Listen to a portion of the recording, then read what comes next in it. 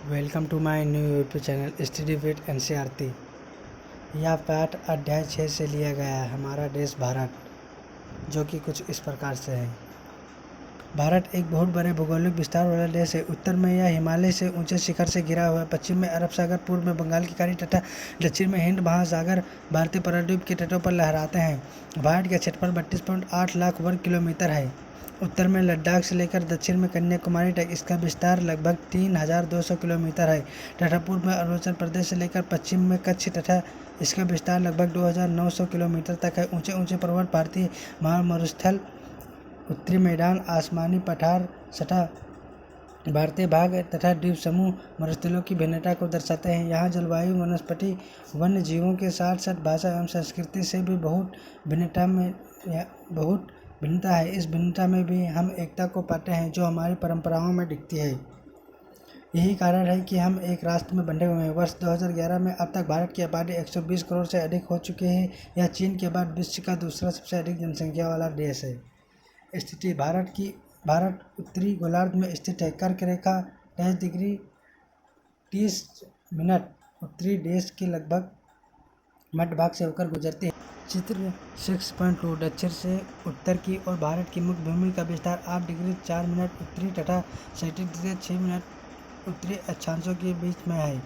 पश्चिम से लेकर पूर्व तक भारत का विस्तार लगभग 68°60' पूर्व तथा 97°25' पूर्वी देशांतरों के बीच में है। अगर हम विश्व को पूर्वी एवं पश्चिमी गोलार्ध में बांटते हैं तो भारत की स्थिति किस गोलार्ध में होगी? बहुत बड़े देशांतरीय विस्तार लगभग 29 डिग्री के कारण यहाँ के दो छोर पर स्थित स्थानों के स्थानीय समय में बहुत अधिक अंतर हो सकता है। इस तरह की दूरी पर स्थित दो स्थानों के बीच समय का अंतर लगभग 2 घंटे का होगा। जैसा कि आप पहले पढ़ा है कि प्रत्येक एक डिग्री देशांतर के लिए स्थानीय समय में 4 मिनट का अंतर होता है। पश्चिम में गुजरात की अपेक्षा पूर्व के अरुणाचल प्रदेश में सूर्योदय लगभग 2 घंटे पहले होता है। आप पढ़ चुके हैं कि 82°30' पूर्वी देशांतर के स्थानीय समय को भारत का मानक समय क्यों माना जाता है? इस योमत्तर को भारत का मानक योमत्तर भी कहा जाता है। भारत के पड़ोसी देश: 7 देशों की स्थलीय सीमाएं इसकी सीमाओं से जुड़ी हुई। चित्र 6.1 में इन देशों के नाम का पता लगाएं। इनमें कौन कौन से ऐसे देश हैं जिनकी सीमाएं समुद्र से जुड़ी हुई नहीं है? दक्षिण में समुद्र में स्थित 2 द्वीप श्रीलंका तथा मालदीव हमारे पड़ोसी हैं। पाक जलसंधि भारत को श्रीलंका से अलग करती है। राजनीतिक एवं प्रशासनिक विभाजन: भारत एक विशाल देश है। प्रशासनिक क्रियाकलापों के लिए देश को 28 राज्यों एवं 8 केंद्र शासित प्रदेशों में बांटा गया है। परिशिष्ट वन: भारत दिल्ली की राजधानी है। राज्यों का निर्माण मुख्यतः भाषाओं के आधार पर हुआ है। भौतिक विभाजन: भारत में पाई जाने वाली भौतिक आकृतियाँ विभिन्न प्रकार की हैं, जैसे पर्वत, पठार, मैदान, तट तथा द्वीप समूह। उत्तर में बर्फ से ढका हिमालय संतरी का कार्य करता है। हिम प्लस आलय का मतलब होता है बर्फ का घर। हिमालय पर्वत को मुख्यतः समांतर श्रेणियों में बांटा गया है। सबसे उत्तर में स्थित श्रृंखला को बृहत हिमालय या हिमाद्री कहते हैं। इसी श्रृंखला में विश्व की सबसे ऊंची शिखर है मध्य हिमालय तथा हिमालय हिमाद्री के दक्षिण में स्थित है। बहुत से लोकप्रिय पहाड़ी स्थान यहाँ पर स्थित है। 5 पहाड़ी श्रृंखलाओं के नाम का पता लगाएं। शिवालिक सबसे दक्षिण में स्थित श्रृंखला है। हिमालय के दक्षिण में भारत का उत्तरी पठार स्थित है। यह मैदान समतल तथा सपाट है। यह मैदान सिंधु, गंगा तथा ब्रह्मपुत्र तथा इनकी सहायक नदियों के द्वारा लाए गए जलोढ़ निक्षेपों से बने हुए हैं। नदियों के ये मैदान कृषि के लिए उपजाऊ भूमि प्रदान करते हैं। यही कारण है कि इन मैदानों में जनसंख्या अधिक है। भारत के पश्चिमी भाग में भारतीय महामरुस्थल स्थित है। यह शुष्क, गर्म तथा रेतीला स्थल है। यहाँ वनस्पतियों की मात्रा काफ़ी कम है। उत्तरी मैदानों में दक्षिण तथा प्रायद्वीपीय पठार स्थित है। इसकी आकृति त्रिभुजाकार है। इसकी आकृति काफ़ी ऊंचा नीचा है। यह क्षेत्र में बहुत सी पहाड़ी श्रृंखलाएँ तथा घाटियाँ स्थित है। इसके ऊपर पश्चिम में अरावली पर्वत श्रृंखला है, जो कि विश्व की सबसे पुरानी श्रृंखला है। विंध्य एवं सतपुड़ा की महत्वपूर्ण श्रृंखलाएँ भी है। इन श्रृंखलाओं से होकर नर्मदा तथा ताप्ती नदी बहती है। ये पश्चिम की तरफ बहने वाली नदियाँ हैं जो अरब सागर में गिरते हैं। इस पठार के पश्चिम में पश्चिमी घाट या हिमाद्री तथा पूर्व में पूर्वी घाट स्थित है।